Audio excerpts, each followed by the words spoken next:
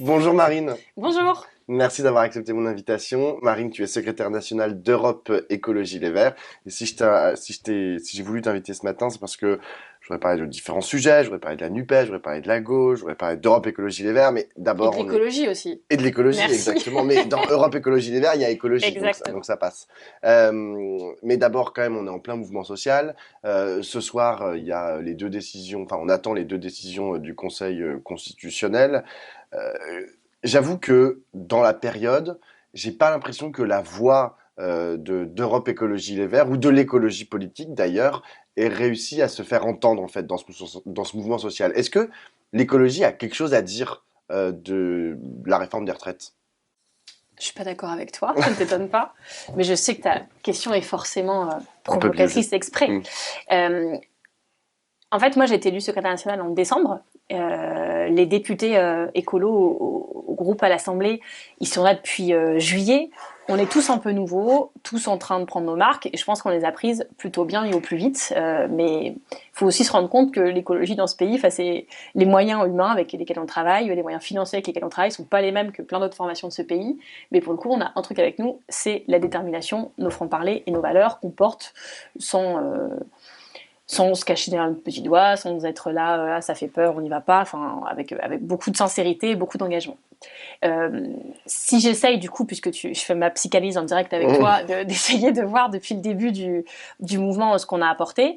Euh, Premièrement, le lien avec l'intersyndical, où on a été, moi, y compris le jour de mon premier discours de mémoire de secrétaire national à Rungis, j'affirme très clairement que parce que je sentais un peu ce débat monter à gauche, qui devait faire quoi.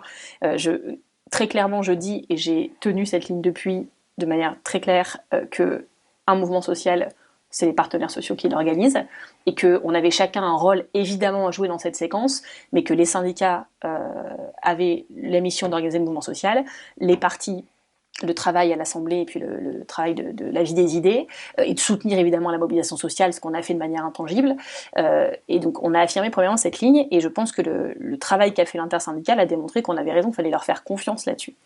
Ensuite, il y a eu ce meeting, on a beaucoup tenu à ce qu'il s'organise, celui avec Ruffin, celui à Japy, où en fait on a porté quand même des paroles fortes. Le premier, c'était la phrase, alors je dis sincèrement, je n'ai pas calculé que c'est cette phrase-là qui allait Mm. sortir, mais moi j'arrive avec mon vocabulaire d'écolo qui a fait Notre-Dame-des-Landes en disant l'Assemblée nationale ça va être la ZAD, et évidemment que je pensais pas que tout le monde allait débarquer avec des tentes et des chiens pour garder l'Assemblée nationale, Mm. c'était pas ça que je voulais dire, mais je trouve que le concept de zone à défendre qu'on a introduit dans le débat, il avait du sens dans les retraites, il avait du sens de zone à défendre pour nos droits sociaux, il avait du sens quand on parle de zone à défendre du droit parlementaire et de comment on travaille avec les parlementaires dans ce pays, et que 3 mois après, ça me confirme exactement ce que je pensais, et que on se retrouve d'ailleurs un peu sur la situation de Notre-Dame-des-Landes là aujourd'hui, c'est-à-dire que ça a pris 40 ans Notre-Dame-des-Landes, mais on a tenu, et à la fin, bah, alors que tout le monde disait c'est foutu, faut lâcher l'affaire, bah, on a tenu, et on lâchait pas, il lâchait pas, on lâchait pas, il lâchait pas, puis en face ils ont fini par lâcher. Ça a pris le temps qu'il fallait, et aujourd'hui il y a encore les bocages à Notre-Dame-des-Landes là où il devait y avoir un aéroport.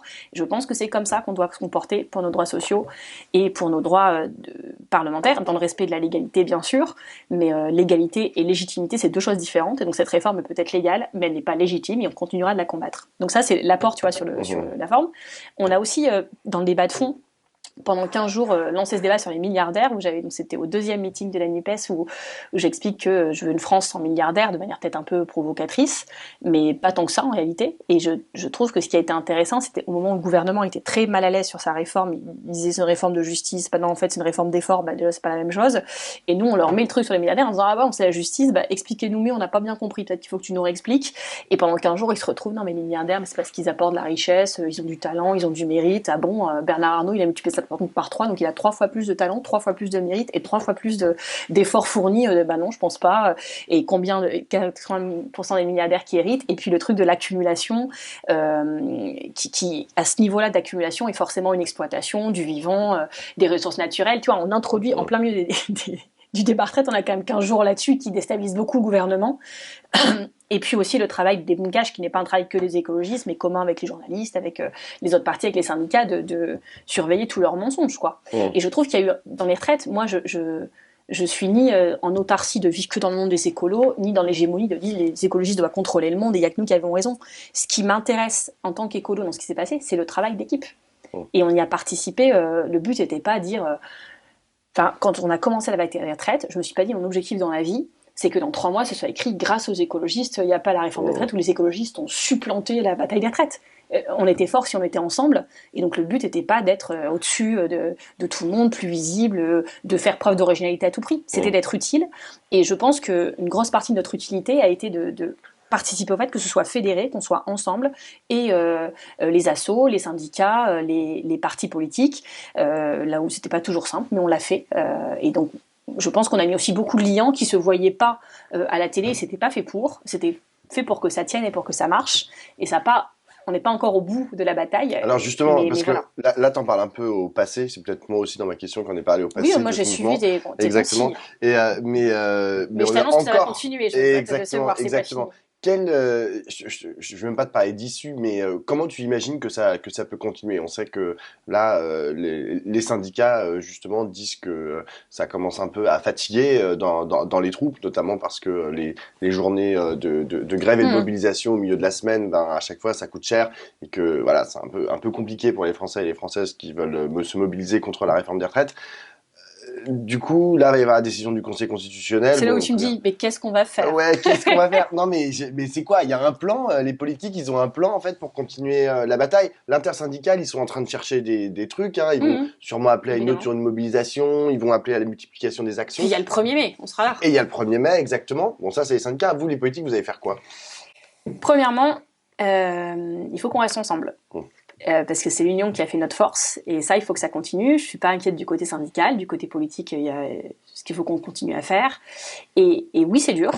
C'est dur socialement parce que je voyais les chiffres de l'aide alimentaire qui sont accablants. Enfin, 10% de recours en plus à l'aide alimentaire les 6 derniers mois et 10% en plus le dernier mois, plus parmi les plus précaires, 4 sur 10 qui ont supprimé un repas complètement. Enfin, c'est aberrant, et forcément que de demander aux gens de repartir en grève reconductive à ce moment-là, on voit bien que c'est pas possible. Moi, je veux là redire quand même solennellement qu'il y a des gens qui l'ont quand même fait, qui l'ont fait longtemps, qui l'ont fait avec des pertes financières lourdes, et que ça, on n'oubliera jamais. Enfin, moi, Oui, il y a des gens qui ont un mois ouais. Ça, il faut le dire, le redire, il ne faut jamais oublier, et toujours faire un petit appel à redonner aux caisses de grève qui sont essentielles dans ces moments-là. Je remettrai le lien sous la vidéo. Parfait, merci, on aura, tu vois, ça aura au moins eu cette utilité. La deuxième chose, c'est que moi, je ne peux pas te dire ce qui se passe vendredi. Déjà parce que je ne suis pas astrologue, je suis assez inquiète de ce que va faire le Conseil constitutionnel. En même temps, le Conseil constitutionnel, je vois la composition, on a le droit de s'en interroger, mais c'est Conseil constitutionnel. Donc ils sont là pour juger ce que c'est constitutionnel ou pas. Et moi, je vais pas aller faire la ZAD devant le Conseil constitutionnel pour dire qu'est-ce que c'est que ce truc, je suis pas d'accord, t'aurais dû juger autrement. La justice, elle juge, et c'est comme ça. C'est la séparation des pouvoirs, et l'état de droit, c'est quand même important dans ce pays. Néanmoins, la légalité n'est pas la légitimité. Et même si cette réforme est jugée en tout en partie constitutionnelle, sera-t-elle pour autant plus légitime que la veille ? Je ne pense pas. 9 Français attitude restent contre, tous les partis sont contre, les partis progressistes sont contre, tous les syndicats sont contre, enfin, à un moment, voilà, et ça va pas changer la semaine prochaine. Il y a 2 choses qui m'inquiètent. La première, c'est que le Conseil constitutionnel, qui est le plus probable, ne censure pas toute la réforme, ne censure pas non plus rien, parce qu'il y a vraiment des cavaliers dedans, donc s'ils le font pas, c'est quand même un peu bizarre. Mais du coup, ce qu'ils vont censurer, c'était les mesures dites on les met là pour que ça ait l'air plus sympa, notre réforme. C'est-à-dire qu'en fait, après la censure du Conseil constitutionnel, il risque plus de rester que les mauvaises nouvelles, c'est-à-dire la retraite à 64 ans, et tous les trucs, bon, sur lesquels on était un peu sceptiques par ailleurs, c'était cosmétique, mais même leurs arguments pour dire il y a des trucs bien dans cette réforme n'existeront plus. Donc la réforme sera pire, en fait, après le Conseil constitutionnel. Et ils doivent rendre une deuxième décision, c'est est-ce qu'ils autorisent le truc du référendum d'initiative partagée qui a été posé. Et je suis plutôt inquiète de ça. Donc il y a 2 scénarios, soit ils valident, et là je peux vous dire qu'on est prêt, qu'on crée le comité de campagne avec tous les syndicats, les assos, les partis qui voudront, qu'on est en train pour avoir les 4,8 millions de signatures. Parce que cette campagne, pour avoir 5 millions de signatures pour que le référendum ait lieu, il faut une campagne massive dans le pays, il faut du porte-à-porte, il faut aller chercher les gens, il faut aller sur France Connect, le truc où personne, ça marche qu'une fois sur 2, les gens sont stressés, ils en peuvent plus des formulaires en ligne, et voilà, ça va prendre un peu de temps en fait. Et donc il faut vraiment organiser ça, on sera fort si on est ensemble, et je crois qu'il y a 2 millions de personnes syndiquées dans ce pays. Si chacun va chercher sa sœur, on y arrive en fait. Tu vois, alors je veux pas additionner les syndiqués, les politiser, les membres des assos parce que c'est quand même parfois les mêmes personnes, mais en réalité c'est à notre portée. Ça demande beaucoup d'organisation, de travail en commun et une vraie campagne qui soit co-organisée, co-portée. Et ça renvoie à ce que je disais tout à l'heure. On n'est pas là pour faire la course de qui a eu l'idée le mieux, qui a organisé le mieux, qui est le plus visible dans la campagne. Il faut le faire ensemble, ou alors ça ne marchera pas. Et Mais c'est là que je complète s'il n'y a pas notre ce énergie. RIP, s'il n'y a pas ce S'il n'y RIP, a on pas fait ce quoi? RIP, moi je pense que les journalistes hier me disaient, mais du coup, qu'est-ce qui se passe avec la révolution? Je dis, mais ne croyez pas qu'on est dans des sous-sols secrètement en train d'organiser. Enfin, ça va être assez spontané en fait. Il n'y a pas besoin que j'appelle Manuel Bompard, Fabien Roussel, Olivier Faure pour dire on est d'accord que si là ils le font pas, alors là vraiment on va s'énerver. On le sait, chacun est à son poste, attend la décision, et je vois pas comment ça se passe bien en fait. Je vois pas comment ça se passe bien. Tout comme s'ils disent le référendum, ok, mais que Macron accélère la mise en œuvre sans attendre les signatures et sans attendre que le référendum ait lieu, ce sera comparable à une déclaration de guerre sociale contre plein de gens dans ce pays. Et je ne vois pas comment ils ont la paix sociale sans revenir sur cette réforme. C'est ce que j'ai dit à Borne quand je l'ai rencontrée la semaine dernière, puisqu'elle avait proposé un rendez-vous pour parler des 6 prochains mois. En fait, ils veulent tourner la page et dire allez, c'est fini, les retraites, on passe à la suite. Nous, je pense que les Français, les syndicats et nous-mêmes ne sommes pas prêts à passer à la suite, donc on ne passera pas à la suite. Mais je lui ai dit, vous n'aurez pas la paix sans retrait. Et je lui ai dit, c'est pas une menace. Je ne dis pas, je vous menace de ne pas vous laisser en paix. C'est que c'est la réalité sociale de ce pays. Donc c'est comme ça, c'est un fait politique. Et je lui souhaite bon courage parce que j'ai l'impression qu'ils n'ont pas envie de céder, mais nous non plus. C'est un bras de fer et comme à Notre-Dame-des-Landes, ça durera longtemps s'il le faut, mais ça se fera. Un petit mot sur la gauche. Tout à l'heure, tu as dit, oui, dans l'intersyndicale, il n'y a pas l'air d'avoir de faille. Bon, par contre, à gauche, t'as un peu, genre, hop, comment on dit, évacué le Parce que sujet. je savais que tu allais me poser la question, j'ai Voilà. anticipé. Donc, la NUPES, qu'est-ce qui se passe? J'avoue que quand on est un observateur, d'ailleurs de plus ou moins précis, on se dit oulala, on a un peu l'impression que tout part en sucette en ce moment, entre à la fois les européennes ou pour le coup Europe Écologie Les Verts, vous avez été les premiers à dire nous on ira tout seul aux européennes qui sont dans un an. Il y a les pommes de discorde, genre Adrien Quatennens et compagnie, qui créent encore de la division. Et puis il y a toutes les petites piques incessantes des uns envers les autres qui attaquent en fait ce cadre commun qui est loin d'être parfait. Hein. Enfin, de toute façon, tout le monde l'avait dit depuis le début, mais du coup, c'est quoi? Comment t'envisages le truc? Est-ce que toi, est-ce que tu es pour un acte 2 de la NUPES, comme certains l'appellent de leur vœu, même si on ne sait pas trop quand il doit avoir lieu cet acte 2, ni exactement de quoi il sera fait, mais je sais pas, comment est-ce qu'on avance? Moi, le mot acte 2 de la NUPES qui me saoule un peu, parce que j'ai l'impression d'être dans une comédie musicale ou dans une pièce de théâtre en disant allez, c'est l'entracte, tout le monde va se reposer, on revient, on reprend les mêmes et on recommence, mais en fait, on continue la même histoire. Là, à ce moment précis de l'interview, j'ai 3 choix. Soit je te fais le truc en disant je ne répondrai pas parce que ce qui compte c'est l'intérêt des Français et ils s'en foutent et eux ils veulent se battre pour la fin de l'humanité, machin truc. Je te rappelle quand même que les enfants qui naissent en 2023, on ne sait pas leur garantir si la planète sera encore habitable pour leurs 30 ans. Et donc en fait, oui, il y a un moment où ça me saoule de répondre qu'il y a des questions sur Fabien Roussel qui a dit qu'il allait faire des merguez et qui a dit que je sais pas quoi sur Jean-Luc qui lui a répondu par un tweet. En fait, ça me fatigue. Je le dis clairement. Je peux aussi, ce que je viens de commencer à faire, donc je m'arrête tout de suite, te dire tout ce que j'ai sur le cœur, sur tous les tweets qui m'ont fâché, toutes les déclarations de presse qui m'ont fâché, et ma grande lassitude de tout ça qui paraît en fait évidente, mais à quoi ça sert de remettre une pièce dans la machine? À rien. Donc je vais choisir ma 3e possibilité. Et parler de la gauche écologique. Qu'est-ce qu'on va faire? Où est-ce qu'elle va? Avec grand plaisir, parce que tu m'y invites. Mais surtout dire qu'en fait, on a un moment qui est grave en France, et que moi, je pense qu'il faut que tout le monde se détende. Et qu'on n'est pas dans une émission de télé-réalité où on doit, en direct devant la France, expliquer à chaque seconde nos états d'âme, on est en colère contre un tel. En fait, il faut qu'on soit à la hauteur. On a raté l'occasion de 2022, on ne va pas refaire ce débrief-là maintenant, tout le monde a bien vu qu'on avait raté. 2027 arrive, moi je suis élue d'opposition au Rassemblement National depuis 2014. Je suis très contrariée de voir que chaque semaine renforce la possibilité de Marine Le Pen présidente. Et ce sera le cœur de mon combat. Au nom de l'écologie, au nom de mes valeurs, au nom de tout ça. On peut pas. En fait, on doit être à la hauteur de ce risque-là. Et pour l'instant, en fait, on ne l'est pas. Il faut le dire clairement. Et donc, moi, je prendrai toute ma part à ce qu'on le soit. Ça veut dire ne pas remettre de pieds dans la machine de tous ces trucs qui sont pas à la hauteur et qui fatiguent tout le monde, et que c'est en fait c'est le bocal d'escargot, tu sais, c'est que t'as le bocal d'escargot et que pour réussir à sortir, les escargots se montent les uns les autres, mais en fait il y en a toujours un qui fait retomber tout le monde au fond du truc, et je ne vais pas vivre ça jusqu'en 2027. Donc en 2027, je le dis, je leur dirai 1000 fois s'il le faut, il faut un candidat unique, mais pas juste un candidat unique pour dire on est ensemble, on est content, on est au deuxième tour. Moi je m'en fous d'être au deuxième tour. C'est pour perdre. Je veux qu'on gagne. Et je veux pas juste qu'on gagne pour être content qu'on ait gagné enfin. Je veux qu'on gagne pour transformer, parce que j'ai vécu 2012 aussi. Ah, on a gagné, c'était cool, hein, mais pour faire ça, merci. Donc il faut qu'on gagne pour transformer, et surtout qu'on n'oublie jamais que tout ça, on veut le faire, pas juste pour nous, mais pour les gens pour qui on se bat. On parlait de l'aide alimentaire, on parlait des risques environnementaux. Là, tu vois, on apprend que quand même la moitié de l'eau potable bu dans ce pays est contaminée par encore une nouvelle substance dont on n'a jamais parlé avant. C'est tout le temps. Et moi, c'est ça dont je veux parler. Mais ok, donc tu as un objectif, c'est cette candidature commune en 2027, mais entre-temps, et ben, entre-temps, si par exemple, là, l'année prochaine, il y a les européennes, vous allez vous foutre sur la gueule parce que... C'était ma prochaine étape de mon raisonnement. Comme vous allez tous vous engueuler, Europe cacaboudin ou Europe c'est super, où on va la transformer de l'intérieur. Non, en fait, moi je le formule pas comme ça.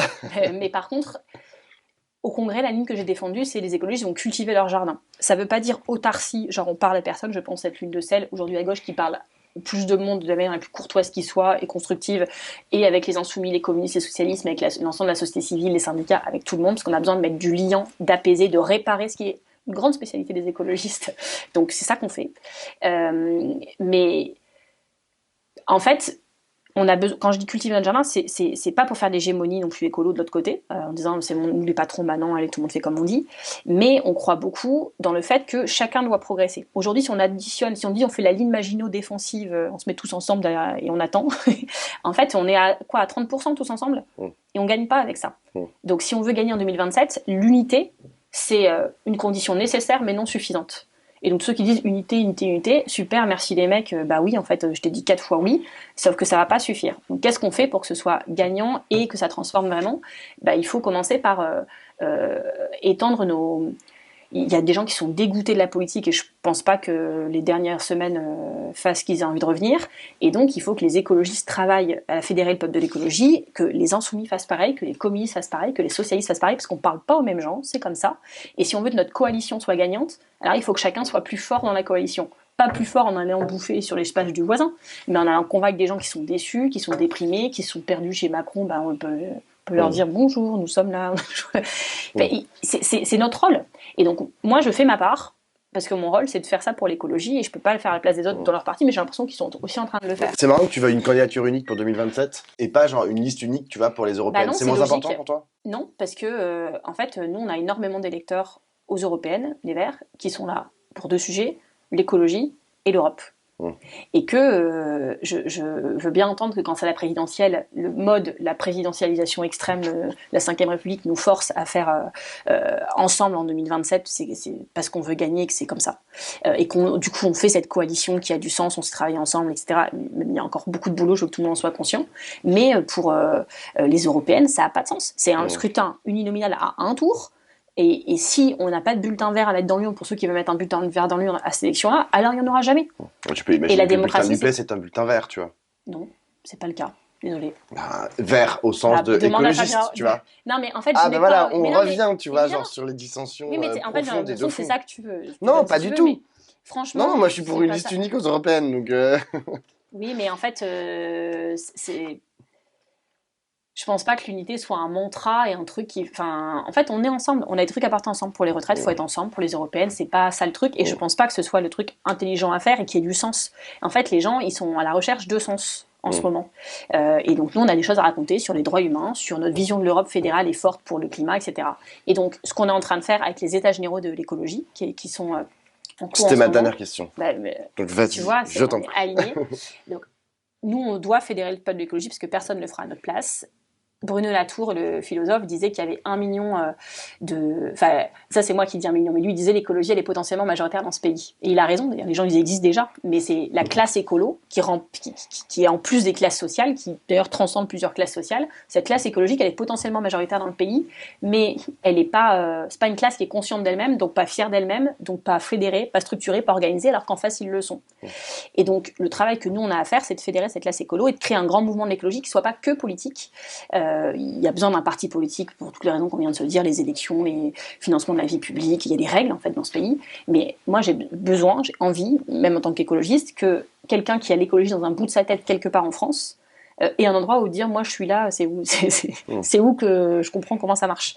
Qu'il veuille être dans une asso, syndicalement, dans la politique, dans un projet chez lui, qui veut juste de la formation ou de l'information. En fait, on a besoin ce mouvement qu'il existe, et comme nous on est déjà là, on n'est pas très représentatif de ce qu'il faut pour que les autres viennent, en fait on le crée avec eux. Donc il y a les états généraux de l'écologie qui sont en cours jusque cet été, et le but c'est que chaque écolo qui a un truc à nous dire en France sur comment il voit ce nouveau mouvement pour qu'il ait envie de venir, puisse nous le dire. C'est vraiment une grande démarche de démocratie ouverte qui a toujours été une force des écolos, faire confiance aux gens, au territoire, être très démocratique. Qu'ils soient membres ou pas d'Europe Écologie Les Verts. Ah bah évidemment, parce que les membres ils sont déjà là, donc c'est pas vraiment un problème. Okay. Évidemment que nos membres qui ont un truc à dire, ils le disent, mais l'idée c'est que tout le monde puisse dire. Donc il y a sur lesécologistes.fr à la fois une grande enquête en ligne, où ça prend 5 minutes, c'est un QCM, et donc ça nous permet nous de comprendre c'est quoi les gens, ils ont envie de s'engager pour l'écologie, mais comment ils veulent faire? C'est quoi leur moteur d'engagement? Et oui, en 2023, les gens veulent plus être dans des partis politiques, que ce soit le nôtre ou les autres, c'est pas ça qu'ils cherchent. Donc il faut qu'on comprenne quoi et qu'on écrive avec eux le mouvement où ils se sentiraient à l'aise, inclus, etc. Il y a pour ceux qui veulent aller plus loin que juste des questions-réponses comme ça, des cahiers de doléances, pas comme Macron, c'est-à-dire ça va pas finir au sol d'une sous-préfecture, on a déjà toute la méthode pour analyser ça et prendre en compte ce qui a été dit. Et donc, selon ceux avec quoi les gens sont à l'aise, il y en a qui veulent plutôt faire des courriers papier, il y en a, j'en sois. Il y en a qui veulent faire des grosses contributions PDF qu'ils ont bossé pendant 15 jours dessus. Il y en a qui veulent faire un message vocal par WhatsApp ou un message vidéo pour dire « Alors les écolos, je voulais vous dire que… » Ils font comme ça. Le slogan, c'est « Venez comme vous êtes ». Pas parce que c'est le slogan de McDonald's, c'était le slogan de Nirvana, je rappelle, comme « As you are ». Et McDonald's l'a pris, mais parce que ça dit ce que ça dit, quoi. C'est-à-dire venez comme vous êtes, on n'est pas là pour dire.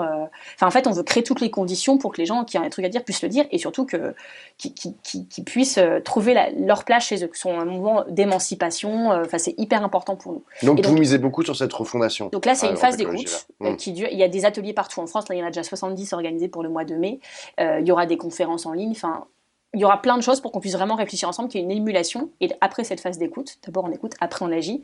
On fera des conférences citoyennes, on va tirer des gens au sort sur le site lesécologistes.fr. Donc tous les gens qui auront contribué, on va dire, ah bah tiens, toi au fait, on t'a tiré au sort. Donc sur comment on fait un mouvement inclusif, sur ce débat, non-violence, désobéissance, légitimité. Il y a plein de sujets qu'on va devoir creuser, mais on tire des gens au sort et c'est eux qui travaillent avec des experts sur comment on fait, on leur fait confiance, on leur confie les clés du camion. Et puis à la fin, on fera une grande convention de réinvention avec tout ce qui a été dit, et on créera le nouveau mouvement comme on l'a dit. Donc ça c'est très ouvert. Ouais, alors on se met vraiment en risque parce que personne n'a jamais fait ça avant, mais je pense que c'est un risque qui en vaut la peine, et que si on fait pas ça, on va continuer à faire comme avant, et ça suffit pas en fait. On a des défis écolos qui sont tels, voilà. Et donc encore une fois, tout ce travail-là, c'est on cultive notre jardin, c'est ça qu'on doit faire pour l'écologie. Ça ne nous empêche pas de travailler avec plein d'autres, d'être très responsable pour 2027. Mais en fait, on va, tout comme j'arrête pas de dire, on va pas arrêter d'aller manifester à Sainte-Soline parce que Darmanin, c'est pas garantir le maintien de l'ordre. On va pas s'arrêter de faire des élections parce qu'il y a Le Pen et qu'il faudrait s'interdire de porter l'écologie, parce que je pense qu'à court terme, pour les européennes, ça peut faire plaisir à des gens comme toi. Et tu as le droit de penser ça, il n'y a pas de problème.